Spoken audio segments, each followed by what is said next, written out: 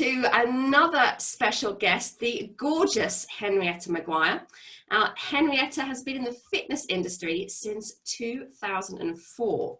Now, at the start of her fitness journey, it was all high impact and high tempo, but now her passion is mostly mindfulness and yoga. Now, she has two girls, aged 7 and 8, so Heni finds it's vital to provide herself with space and calm, which yoga gives her. Now, she started her own business, Yoga with Henriette, in 2017, where she provides studio-based and online yoga. Now, obviously at the present, she's working entirely online until we get back to some kind of normal. Her motto, which I love, is make your day better with yoga. I'm absolutely thrilled she's agreed to have a chat with me today to share a bit more about herself and her journey. So Heni, welcome, good to see you. Thank you so much, Claire. Thanks for having me. Absolute pleasure, my lovely. So tell us just a little bit more about you. How did you get to be to where you are now?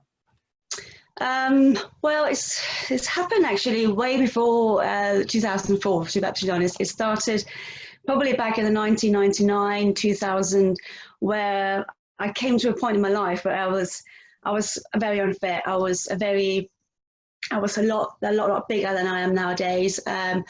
And I just felt I needed to change. And, you know that sort of thing where you're a bit scared of going in to join a gym because you're really big and you have that subconscious feeling that you don't want to be looked at in classes or on the treadmill or whichever. So I started doing these sort of live online classes at home, these videos you did back in the 20 years ago. mumble years ago. Anyway, so that worked really well with a little bit of help with diet and stuff. I lost quite a bit of weight back then. And then just by chance, I got a job in a fitness center as a cleaner, 2 hours a week.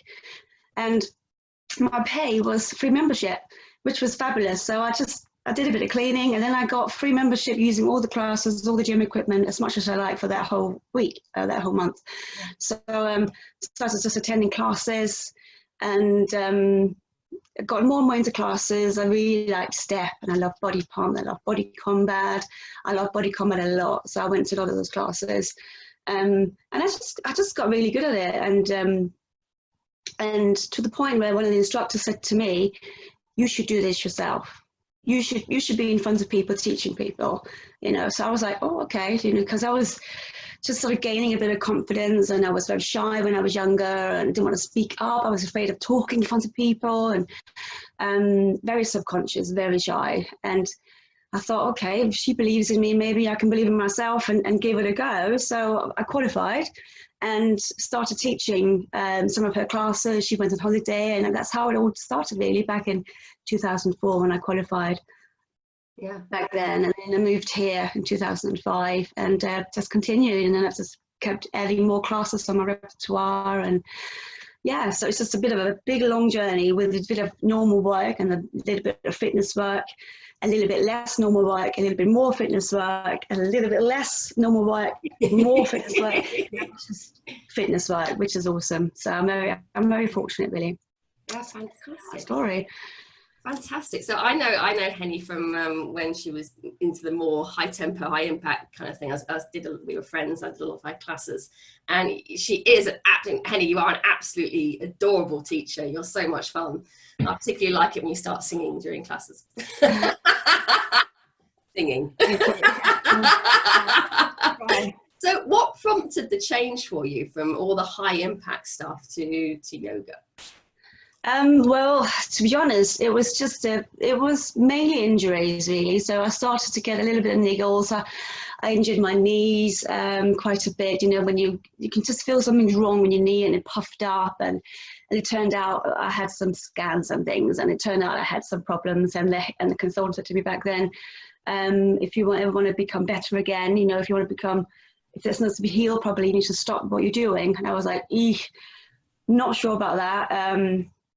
But what I did instead, and I reduced my intensity a little bit, and then through that really, so I guess in the injuries with my shoulder, with my knee, and it just become increasingly less and less high impact jumping, crazy stuff. it became a lot less high weight stuff I did in the gym to just some more toning, keeping it strong, flexibility work. So yes, it was basically just really, it was mainly just injuries really that made me go to the more restorative yoga kind of path. And in all those years that I've been teaching, I qualified in something called body balance as well. And that, I think that just gave me a little bit of a taste of the kind of calmness of it all. So where I came from, like crazy, high impact, high intense, has to be really crazy. And I felt, well, if I don't have my heart rate coming up, if I didn't feel like I was sweating buckets after being in the gym, I didn't feel like I worked out hard enough. But actually starting teaching the body balance side of things, it made me think, actually you can work really hard in those classes. But it was more the mindfulness behind it and the more calming that I felt at that point I needed in my life. So it was just a nice sort of journey throughout the crazy stuff, and then to a little bit crazy with a bit of calm, and now it's sort of mainly calm really. Yeah, because that must be for people in your industry, it must be quite a big thing, because a lot of people do the high impact and the high intensity, which does lead to injury, and that can have when that's your livelihood, that's a massive impact. So yeah, but that's why, you know, when I've got lots of fellow friends as instructors, and they you know, you can see they come in with their knee braces, and then they have cover because they've got a back injury that week, or shoulder problems or whichever.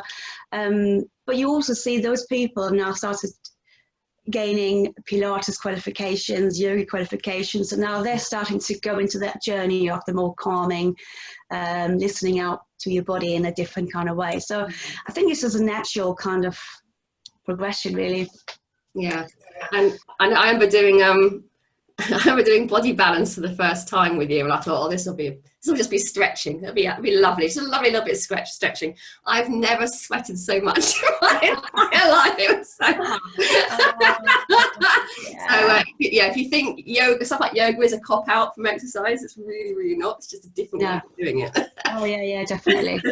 So with that said, Heni, there's loads of different styles of yoga. Yeah. So which one do you prefer and why? Well, the thing is, when I started teaching, when I started doing my yoga classes, I felt I needed to have as a general term, and the general term of yoga is called hatha yoga, which is you can dress it up as much as you like, or dress it down as much as you like. So it's sort of it's a general term, so you can make it. It's sort of very much a beginner type of yoga. So when I started out teaching, it was very much a beginnery type style. And then I've just now adjusted my classes into teaching some of the classes which I know have got some more advanced people. So it's just more of a hatha kind of strong flow with quite a lot of vinyasa in it as well. So I've just catered the classes now into finding out what people want really and what people can do. So it's just a generic kind of term of hatha yoga. I could call it vinyasa, but I just felt I've just kept it hatha flow, because it just kind of, it's a bit of an umbrella that kind of gives you a lot of different ways. But my participants, they know that if I come to a Monday evening class, it's going to be a hatha flow, but with a very restorative and calm environment.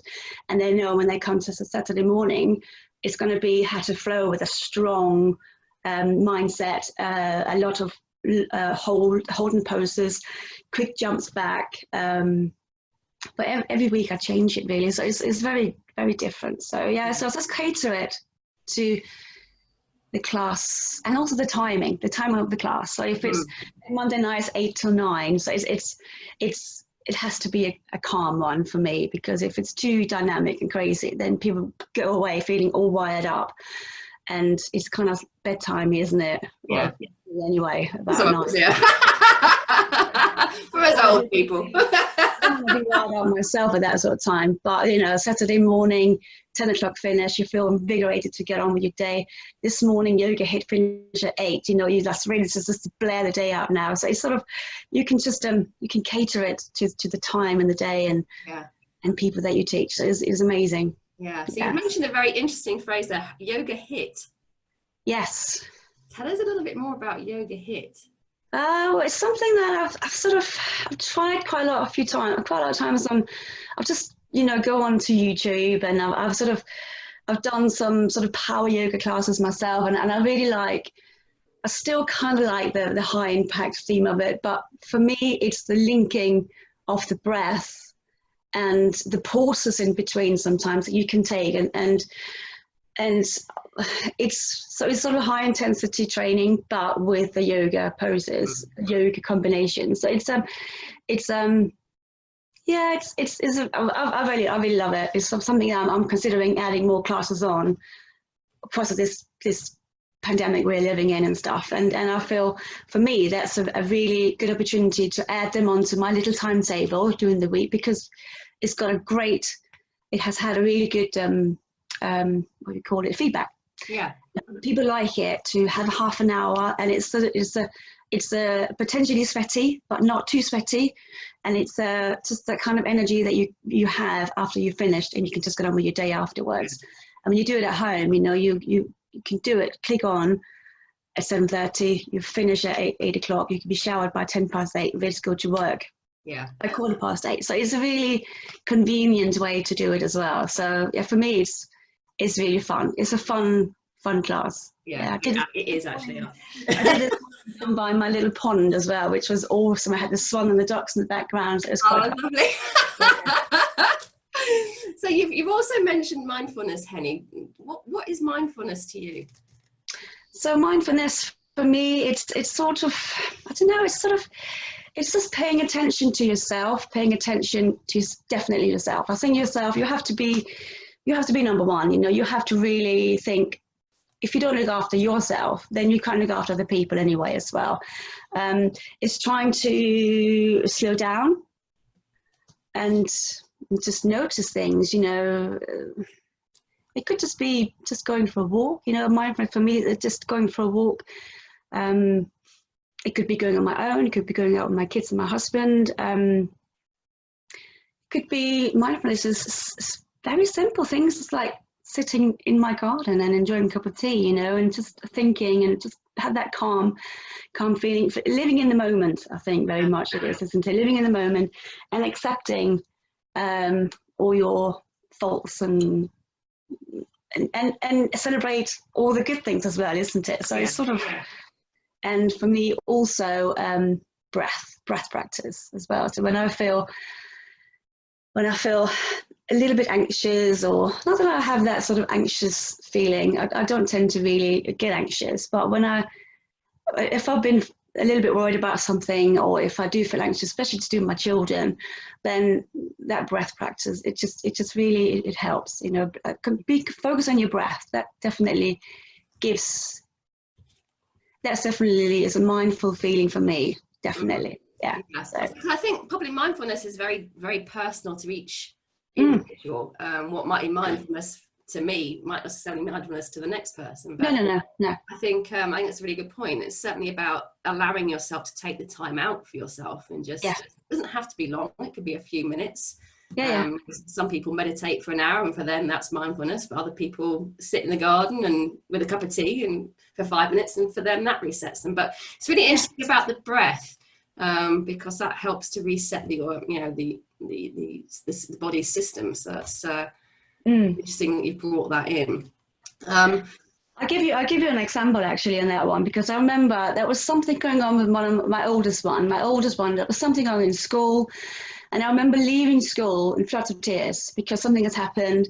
And you just, when something happens with your child, you just get really upset. Like, you just can't help it. It's just natural in a sort of way. Definitely very natural for me. And I remember coming home, and I remember I had to do a 2-to-1 session. So I had 2 girls coming down to my house to do a yoga session. And I was like, oh my gosh, I'm so worked up. And, I was trying to prepare for this, and I was still quite emotional about what's happened at school. It's just like 20 minutes before that, half an hour before. And I didn't have time to kind of think about anything. So I got everything set up. They came in. Luckily, there's two lovely girls that I've known for quite a while, so it was fine. But then we just started, and it was all very calmed it out in the garden. It was lovely weather, And there were sort of the few minutes that you just take before you start your yoga practice, 2 to 3 minutes. You could be doing it seated. I did it seated, I did it lying down. But I didn't talk. I just breathed. I just breathed and focused on my breath. And actually after that, I can just feel my anxiety levels completely drop. And I've talked to them afterwards as well. And I did sort of at the end sort of explain what's happened. But it was just that conscious breath and I don't know. It was incredible. I could just feel like everything just kind of. Yeah.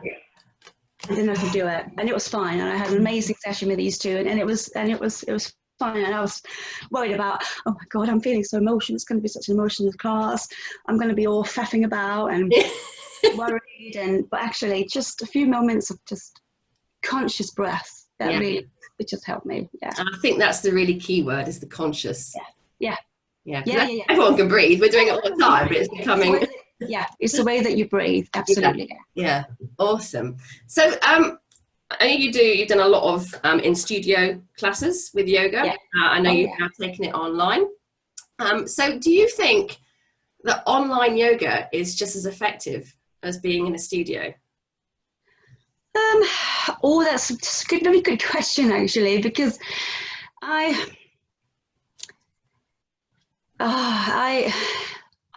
long to get back to the studio.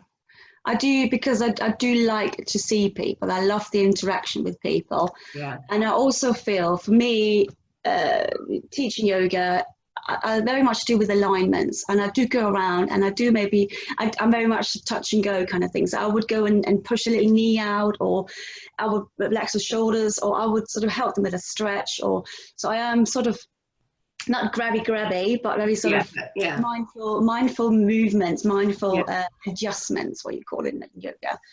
And so that I feel is very hard. Obviously, I can sort of look at my screen. I can say, all right, I don't want to start saying, oh yeah, and Claire, can you just move your knee out a little bit? Because it feels a little bit conscious. Oh, why is she talking to me? You're doing it wrong.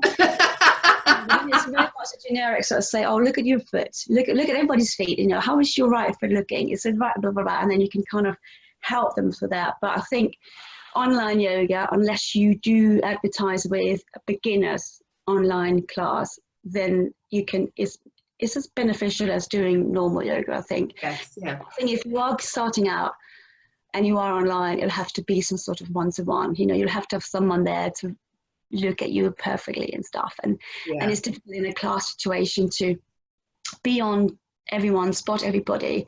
And that's what you can do in a class. Yeah. You can scan over in the class. You can I can see someone over there, need a little bit of adjustment. You can pop over there, quickly do it, and then go back over and teach a bit further. Where when you're in a camera, you can't quite do the same sort of thing. Yeah, particularly if they haven't set their phone or whatever up and you can't quite see everything that they're doing. Yeah, because everybody's got different media. Some people's got laptops and some people's got just a phone. So, and it's, and signal is also sometimes a bit of a problem. So your signal runs out and it just becomes like a still picture, someone. Oh, yes. Some weird thing. But us, I've had lots and lots of really good feedback of my classes online. So definitely going to continue that in the future. Yeah. I think there's something to be said for it, because you're still getting the workout. You still got someone there talking you through it, but like you say, you don't quite have that the same sense of community. There is a sense of community, but it's not quite the same as going into a physical studio and having a bit of a natter. A lot of people miss that. A lot of people miss the social aspects of things, missing the social, coming in and having a little chat. And I know it's just also the fact of getting out of the house, isn't it? Getting out of the house, getting out of, having your time. Yeah. But not having the kids downstairs rumbling around, like when I teach up here in my workspace, then downstairs is where the children's bathroom is and the children's bedrooms. And I teach sometimes at times where the kids are just not sleeping, obviously. So they are busy shouting, crying, screaming. So you just, when you are online, you unless you have a perfect workspace, if you've got like a shed or something like that, then you can have the peace and quiet. But, it is yeah, it is. It's so convenient, isn't it? And it's Yeah, but in a way, it's kind of nice having. I find it quite nice having that in the background with people who are instructing, because it kind of makes you more human. It kind of gives you, yeah. this is real life, people. Yeah, no, exactly. This is And what I've had the same. I've had the same feedback from people. They're like, "Oh, they really like the noise in the background," and everyone like, else has got it. So it's like, hey. And I'm teaching sometimes, and I just get a child walking past the camera, and they get something. I'm like, "Hey." And then walking back, I'm like, okay. So, or a cat or whichever is around. Or... So one of the common things I hear when I start talking to people about yoga, about trying a class or whatever, is this kind of response. They go, oh, I'd like to, but I just be really embarrassed because I'm just not bendy enough. I'm not flexible, and I'll look silly. Is that something you hear a lot? And what advice do you have for people who think? I don't think I hear it a lot at all. I don't think that's. I think people are quite happy to try some new things. I think if you got that sort of very worried feeling, oh, I'm not bendy enough, it is about having courage just to do it. Because yes, you might not be bendy to start with, but you definitely will become bendy after giving it a go and keep on going. Yeah. But nothing like everything. You don't get strong by going to the gym once and then that's it. You have to keep going. So it's about finding a class that suits you. So you might not like my classes because the way I teach, but you might like something different, someone else teach. So it's about, you can't just go to a class and, oh, I didn't like that, I'm never going to do that again. It's definitely worth get another go, because you got to keep trying, because it is such good for you, so good for you to do, and you will become super bendy at some point. You will. It's a journey, isn't it? It's a journey. It's not like it's not about the end result is possible. It's about how we get there in little chunks, isn't it? And love that. That's amazing. Especially all this, all the amazing achievement that people are getting doing it, and it's amazing to see really how bold people are getting, when I say, oh, let's try a headstand today, you can just see sometimes a bit of gasping, and then you sort of, they gain more and more confidence as the weeks goes on, and the more you do it, arm balances as well, and you see them first at bashing their head into the floor because you lose your balance, or they might tumble into a forward roll, into a headstand, whichever we're doing. But it's just sometimes when they then achieve it, you can just see the light in their faces, and it's just amazing. It is amazing to see how good improvements people can get really quickly as well. So it's amazing. Yeah. So this kind of leads me into my next question quite nicely, actually. So what successes have you seen? I see lots and lots and lots of successes. Obviously the flexibility issue. You see, when you start off, I do notice how unflexible people are, maybe in their hamstrings.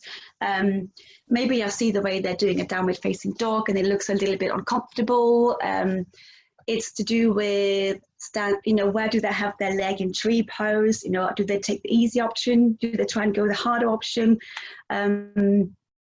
Is also trying, the one where you do the wheel and when you lie on your back and you lift yourself up into a big bridge kind of pose. Yes. That's a scary pose for lots of people as well. So but you can sort of see that people, they're willing to try it and then they become better and better at it as well. Yeah.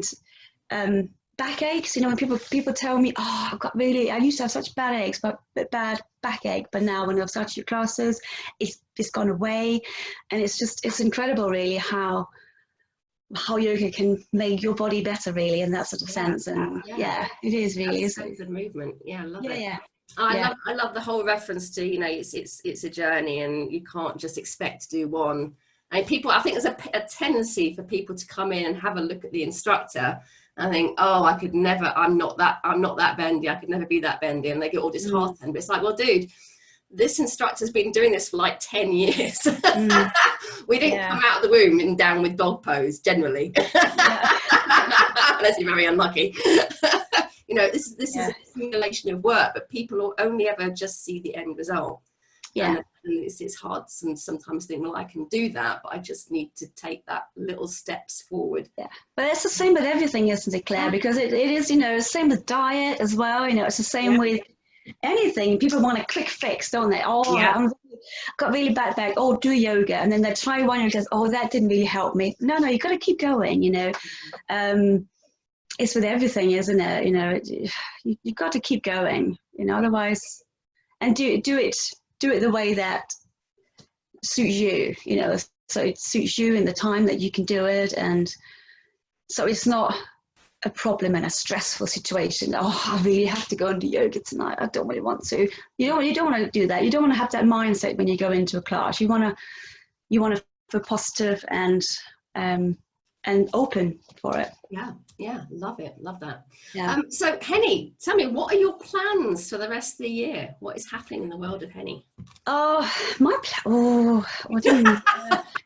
plan. Well, obviously, my gym is opening up in next week. I'm on holiday. Unfortunately, are we opening up on the 17th? Oh, I'm actually away on the 14th. Okay. So I'm going to start back with my regular classes on the 26th of August at the gym that I've got a big chunk of my classes at. So that will be interesting. I'm looking forward to seeing everybody. I know everybody won't be there because it would be still holiday time, and it would be still a bit of a worrying, anxious kind of time for people to come into the classes. There will be lots of space in between, and there will be only a certain amount of people in the classroom or the studio. So it will be different, but it would be nice to get back into it. Yeah. And I think for me personally, continuing with the online things, I shift some things around so it works better with my gym work, and so I can do it at home with the kids. My husband goes back to work as well. So it's a juggle to try to figure out about what to do and how to do things. But yeah. Well, I'm actually, when you said about the what my plans is, I'm just currently taking a children's yoga course as well. So that's sort of I'm in the process of literally doing at the moment. So I finished my first module, so I've got another 9 to do. So that's the journey that I'm on as well. So it's just difficult to do when you got kids from off school and at home on holiday time, and trying to juggle them and juggle work. But yeah, it's something that my plan is to finish within the next sort of 3-4 months, so I can start teaching yoga as well for children. Awesome, that would be really good. Brilliant. Yeah. So where can people go to find out a little bit more about you, Heni? They can find me, I'm on Instagram, I'm on Facebook, I also got my little website, www.yogawithhenriette, with an E in the end.co.uk. That's it really. Those are the 3 platforms I use the most. Yeah, you can contact you through that. I will put the links for that in the comments section, so people can just click on those to find out a little bit more and get booked on for some classes, which I very much recommend. So Heni, just to finish off, I know you've got a little sort of treat for us with regards to a little exercise. So would you like to tell us a little bit more about that? Yeah, it's just the breath practice that I especially did that on that episode I had with my kid being anxious that morning and stuff. So it's called different things in different yoga worlds. It's called square breath. It's called box breath. It's kind of it's just a breath technique that is a really lovely way to sort of calm everything down. So yeah, that's what I'm going to try to do with you all in a minute. Wonderful. Let's go for it. Okay. Should I get going? Yes, do. So very luckily in this sort of practice, you can it's best you can lie down, obviously, if you prefer, but it is also a very, very good one just to be doing seated. Okay, so make sure you're seated upright in a comfortable chair, and you just try to make sure your feet is flat on the floor as well. So you can sort of spread away your toes and then plant all your 5 toes nicely spread out as well. And try to be in a stress-free, quiet environment where you can focus on the breath. Okay, you can do this with your eyes closed, with your eyes open. It's up to you. So you just take your hands and let them come down to the palm of to your left with your palms facing upwards, and then just focus on your posture. So we're sitting really, really straight. So we take a nice deep breath. So we're starting with step 1, firstly of all. So we're breathing in really, really slow and feeling how the expansion and the lungs and the sternum opens. And then we just hold the breath for a couple of seconds at the top before we then exhale. Now when we breathe, try to breathe into the nose and breathe out through the mouth. Because in that way you can feel how the air moves in and out of your body a little bit better as well. So let's try and do it together again. So we're breathing in, inhale slowly and deeply into the count of 4, really slow 4. In your head, and feel the air through your lungs, one section at a time, until your lungs are completely full and the air moves into your abdomen. Hold your breath now for 4 slow counts. And then exhale through the mouth for the same slower count of 4, expelling the air from your lungs and your abdomen. And be conscious of that feeling of the air leaving your lungs. Now try to hold your breath at the bottom as well for 4 counts. Before we breathe in again to the nose, for the slow counts of 4, and holding the breath again for those 4 counts, before we then exhale through the mouth, feeling how everything drops, especially the shoulders there as well. And hold your breath for the count of 4. Inhale again. Now if this feels a little bit uncomfortable with 4 counts, do 3 counts instead. And that's just a really lovely way to reduce stress.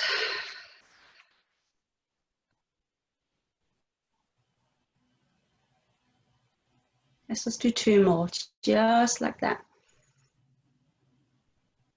Pause at the top of your inhalation.